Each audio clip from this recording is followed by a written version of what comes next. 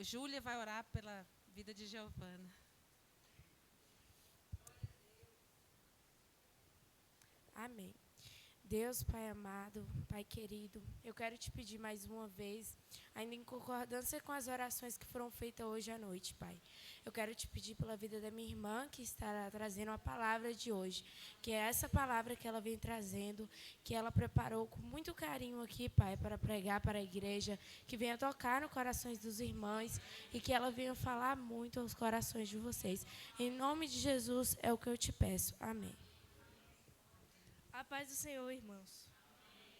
Eu peço para que abram suas Bíblias em Efésios 6, do 1 ao 4.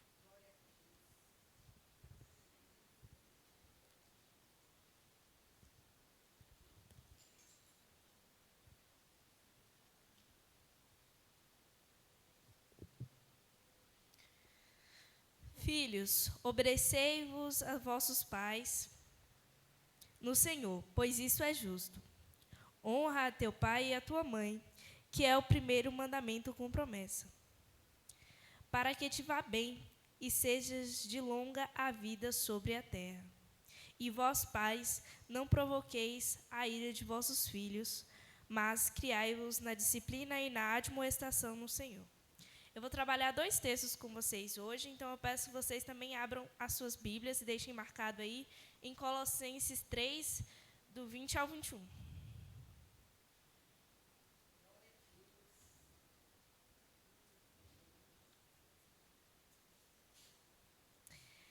Filhos, em tudo obedecei a vossos pais, pois fazê-lo é grato diante do Senhor. Pais, não irriteis vossos filhos, para que não fiquem desanimados. Oremos, irmãos. Pai amado, Pai bendito, eu venho nesta noite, Pai, te pedir, Pai, para que o Senhor possa estar plantando a Tua palavra no coração de cada um nessa noite, que o Senhor venha dar entendimento, Pai, tanto a mim quanto a cada um aqui para entender o que for falado nesta noite. Que não venha ser eu a falar, e sim Tu, ó Pai, através de mim. Eu te peço, Senhor, que o Senhor venha estar guardando a vida de cada um aqui, Pai. Te agradeço por tudo que o Senhor já fez, faz e fará por nós ainda muito mais. Amém. Bom, quando a Adriana me pediu para ter a oportunidade, com o tema a relação dos jovens no meio familiar e no meio cristão, eu tive uma certa dificuldade, mas para trazer essa mensagem aqui hoje, mas Deus vai falar. Quando nós pensamos em filhos, nós temos que saber que as ações dos filhos são reflexo das ações dos pais. Então, eu não posso falar dos filhos sem antes falar dos pais. Quando nós pensamos em sucesso, nós hoje em dia encontramos muitas pessoas que têm sucesso na vida profissional, porém é muito difícil você achar pessoas com sucesso nas suas vidas como pai e mãe. Na Bíblia não é diferente, e eu vou trazer 3 exemplos aqui para vocês, de grandes líderes que fracassaram como pai.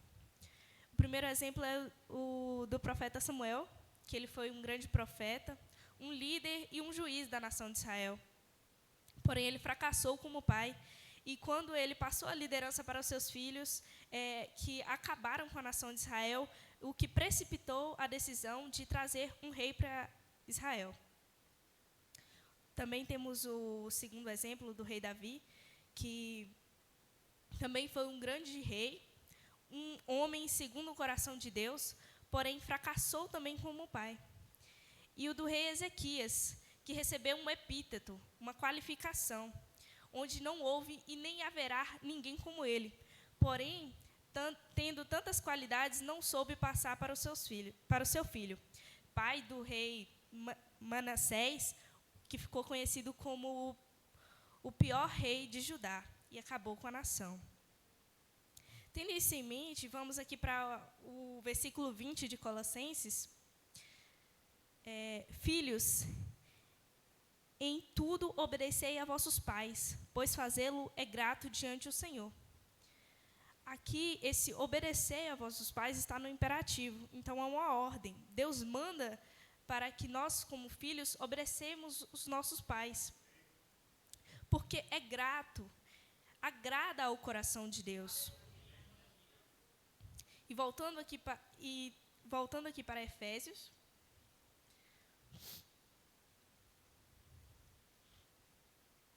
no versículo 1 e o versículo 2, vai nos dizer o seguinte: Filhos, obedecei-vos a vossos pais no Senhor, pois isto é justo.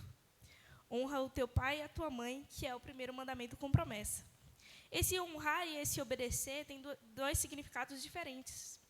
E a Bíblia vai nos trazer isso como exemplo na parábola do filho pródigo, onde o filho mais velho, mesmo obedecendo o pai, não tendo saído da casa do pai, ele não honrava o pai.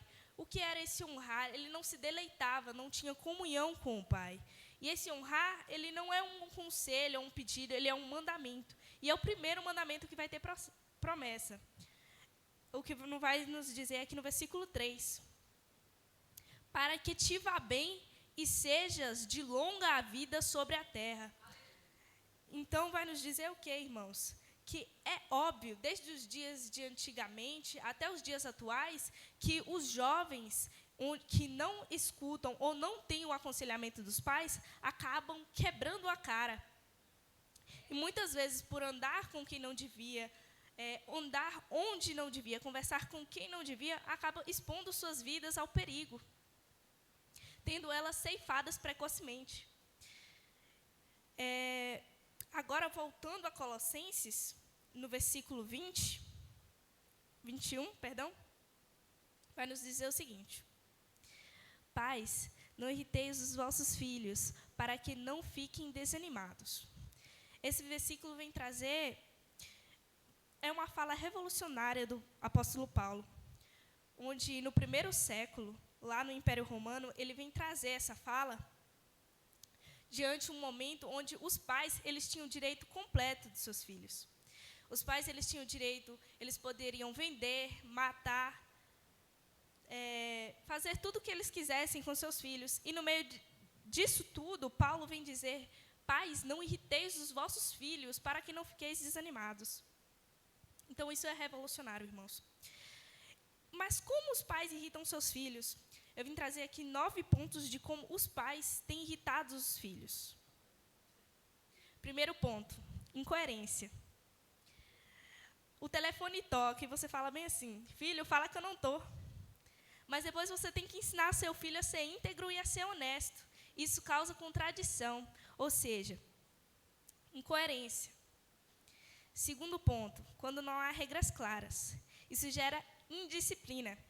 Quando você elogia e adverte o seu filho pela mesma coisa. Terceiro ponto, quando não há diálogo, não há entendimento. Temos o exemplo de Davi e Absalão, que passaram muito tempo brigados sem conversar por uma simples falta de diálogo. E quando eu falo muito tempo, irmãos, foram 11 anos até a morte de Absalão. Quarto ponto, excesso de severidade. O excesso de severidade, quando você é muito bravo com o seu filho, você achata o seu filho, você castra ele emocionalmente. Você vai gerar grandes problemas psicológicos nos seus filhos. Quinto ponto, não tem tempo para o seu filho.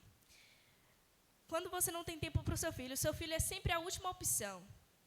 Sempre a última coisa que você tem para fazer. Você deixa ele sempre por último. Seu filho vai pensar que você não se importa com ele. Vai gerar um sentimento de: meu pai não se importa comigo. Sexto ponto, comparação. Quando você tem 2 filhos que nasceram do mesmo ventre, pressupondo ser do mesmo pai, são 2 pessoas completamente distintas. Embora vivendo sobre as mesmas circunstâncias, são 2 universos completamente diferentes.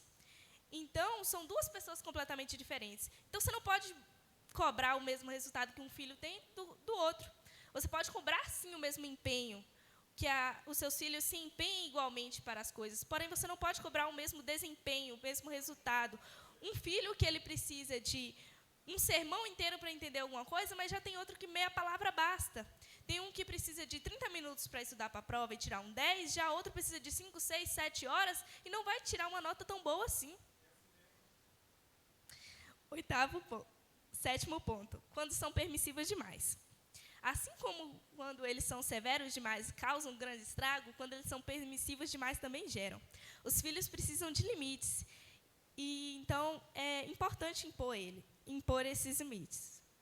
E quando você não se importa por onde o seu filho vai, com quem o seu filho conversa, vai gerar um sentimento também de solidão e de que você não se importa com o seu filho.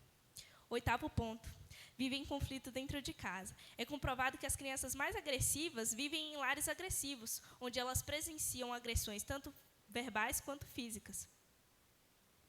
9º e último ponto, o divórcio. O divórcio. As principais vítimas do divórcio não são os cônjuges, e sim os filhos. Relatos provam que os filhos sofrem mais com a separação dos pais do que com o casual luto dos pais, com a morte dos pais. Isso é realmente preocupante, irmãos. E, tendo em mente isso, voltamos aqui para Efésios, no versículo 4, que vai nos dizer: e vós, pais, não provoqueis os vossos filhos à ira, mas criai-os na disciplina e admoestação do Senhor. Parece sim dizer a mesma coisa, porém não. Por quê? Lá em Colossenses, Paulo vai nos mostrar somente um lado negativo de o que os pais têm feito para provocar os seus filhos. Já que em Efésios vai trazer um lado positivo e um lado negativo. E aqui em Efésios também não vai trazer um enfoque só no pai e na mãe. Vai trazer um enfoque mais no pai, na figura paterna. Porque na doutrina bíblica, o pai, a figura paterna, tem grande importância na formação da família. E cientificamente é comprovado que na formação emocional dos filhos, a figura paterna também tem grande importância. Então, aqui eu vou trazer mais 3 pontos de como os pais podem provocar os seus filhos. Superproteção. A superproteção, ao mesmo tempo que você tenta proteger o seu filho demais, você acaba desprotegendo ele. Porque quando você oferece muita proteção para o seu filho, quando você trata ele como uma bonequinha de porcelana, você está desprotegendo ele. Os filhos, eu não tenho filhos, precisam de ter as suas próprias experiências. Então, isso é muito importante, irmãos. Deixar os filhos terem as próprias experiências. Porque proteção demais acaba desprotegendo. 2º ponto, favoritismo. Temos que ter cuidado para não ter 2 pesos e 2 medidas dentro de casa. O que aconteceu com Rebeca e Isaac? Que Rebeca escolheu Jacó e Isaac escolheu Esaú, e acabaram jogando um contra o outro. O favoritismo provoca contenda, comparação, disputa e inveja. Então, quando você escolhe favorecer um filho, quando você escolhe favorecer filho em desfavor do outro, você está provocando contenda dentro da sua casa. 3º e último ponto, quando você não dá exemplo para os seus filhos. A fala, ela realmente fala, porém o exemplo, ele grita. Então, quando você dá exemplo para o seu filho ele mais te observa do que mesmo te escuta. Então, quando você é um exemplo do seu filho, você está sendo um espelho para ele. Querendo ou não, somos espelhos para os nossos filhos. Vocês são espelhos para os nossos filhos. Então, mesmo você não querendo, você está refletindo algo em seu filho, então vocês têm que refletir se você está fazendo seu filho refletir algo bom ou algo ruim. Ah, mas o meu filho não ora, você está orando dentro de casa? O seu filho tem visto você orar dentro de casa? Ah, não sei porque meus filhos não gostam tanto de tais pessoas. Você tem falado bem dessas pessoas para os seus filhos? Então, é algo que nos leva a refletir. E a seguir vai dizer: mas criai-os na disciplina e a admoestação do Senhor. Focando aqui na palavra criar, que vem do nutrir e alimentar, os filhos não vivem só de alimento, escola.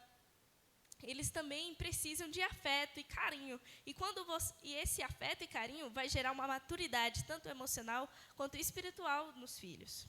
Então, é de extrema importância, às vezes por uma falta de cultura, muitos pais não abraçam seus filhos, muitos filhos não têm a liberdade de dar um abraço ou beijar o pai. Então, isso é muito importante. Às vezes, você pode até amar, mas não saber demonstrar, o que vai acabar com algo que poderia ser tão bom, gerar uma maturidade espiritual e emocional no seu filho. Mas criai-os na disciplina e na admoestação do Senhor. Disciplina. Não, a Bíblia condena o espancamento, mas às vezes uma palmada na hora e com a intenção certa é bênção na vida dos seus filhos. Então, muitas vezes, hoje em dia mesmo, a gente vê com as novas leis, né, com o Estado querendo tanto interferir na vida, na criação das nossas famílias, nós vemos muitos relatos de filhos que falam bem assim: se você me bater, eu vou ligar para a polícia. Então, é muito importante você saber disciplinar o seu filho. É claro que não vamos espancá-los, pelo amor de Deus. Mas, na admoestação do Senhor. A admoestação seria a fala. Se a disciplina seria a palmada, a admoestação é a fala. Você não vai bater mais no seu filho de 17 anos, pelo amor de Deus. Aí é o diálogo. Então, agora a Bíblia aqui vai nos trazer o diálogo. Eu estava ouvindo o testemunho do pastor Hernandes Dias, onde um dos irmãos da igreja chegou nele e falou bem assim: pastor, eu chego todo dia na igreja quebrado, toda vez eu esmurro a porta do quarto do meu filho, chamo ele para ir para a igreja, grito com ele, e ele só solta um xingo de lá de dentro com a porta trancada.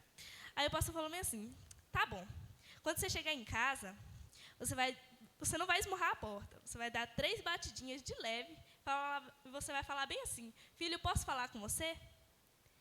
Quando ele abrir a porta, a primeira coisa que você vai fazer, você vai dar um abraço no seu filho. No culto seguinte, irmãos, quando o homem chegou na igreja, ele estava acompanhado do seu filho. Chegou muito feliz na igreja e falou com o pastor o seguinte: pastor, eu tenho o testemunho de um milagre que eu quero contar para você. Quando eu cheguei em casa, eu bati na porta do meu filho e falei que eu posso conversar. Ele abriu a porta. Aí eu abracei o meu filho e aquele moleque grudou no meu pescoço. Falou bem assim: pai, esse abraço eu estava esperando há muito tempo. Então, às vezes, a gente tem a intenção certa de chamar os nossos filhos para a igreja, mas a estratégia é errada. Então, é algo que nos leva a refletir. Então, a gente está vendo aqui todos esses pontos e nós temos visto uma sociedade onde as principais doenças do século são a ansiedade e a depressão, onde as pessoas estão tendo cada vez mais traumas psicológicos. E nós vemos que é um fruto de uma má criação. Então, vamos refletir, irmãos, de como estamos criando os filhos, de como essa nova geração vai ser. Porque muitas vezes estamos criticando essas gerações e não sabemos por que ela está tão dispersa. Será que temos disciplinado? Será que temos admoestado no Senhor os filhos? Então, é isso que eu queria passar para vocês nessa noite. Obrigada pela oportunidade. E eu peço para que a irmã Adriana venha orar por nós aqui. Nós estamos numa jornada de oração pela família, né? Então, família tem filhos, família tem pai, tem mãe, e todos nós temos o direito, né, de nos expressar, porque essa é a casa do Senhor. E foi isso que nós falamos no início, unidade. Como é que nós vamos entender os nossos filhos se nós não os ouvimos? E para falar sobre esse assunto, nada melhor do que uma jovem, né? Então, eu vou convidar a família de Giovana, aqui, Nalva, Júlia e Arlinho. Nós vamos ser representados, faz favor aqui na frente. Nós vamos estar aqui orando como família, né? Família é pai, mãe. Eu sei que esse é um sonho, né, de muitas famílias aqui na igreja, de estar em todos os cultos assim, ó, o pai, a mãe, os filhos. Eu tenho certeza que esse é o sonho de todos nós, porque também é o meu, né? Nós temos os nossos filhos, nós queremos ver os nossos filhos assim, sendo ensinados no Senhor e sendo usados como Giovana foi usada aqui. Cada um Deus usa conforme o seu talento.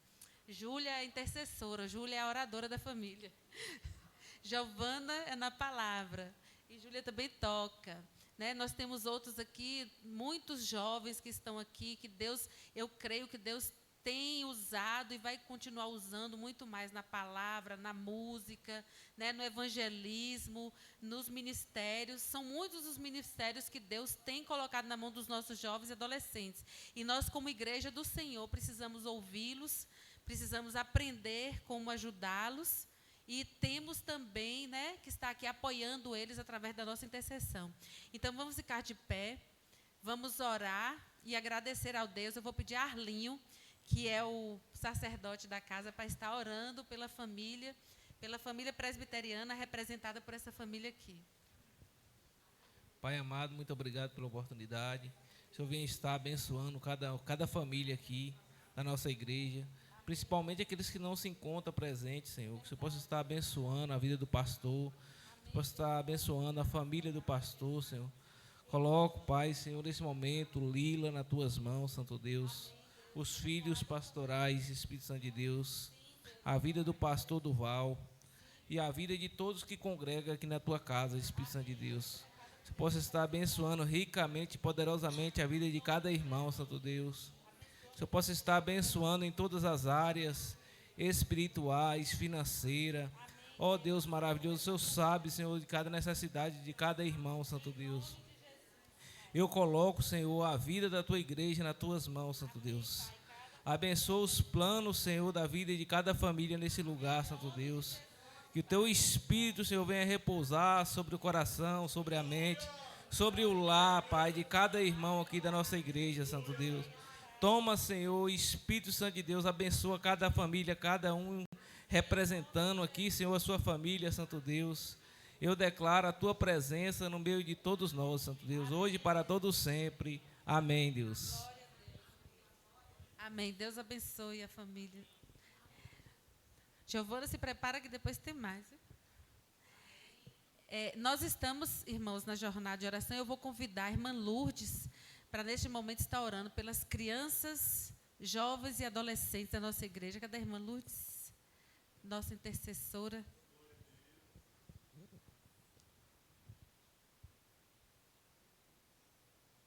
Pai amado, eu te agradeço, meu Pai, por cada jovem, meu Pai, por cada criança e por cada adolescente, Pai.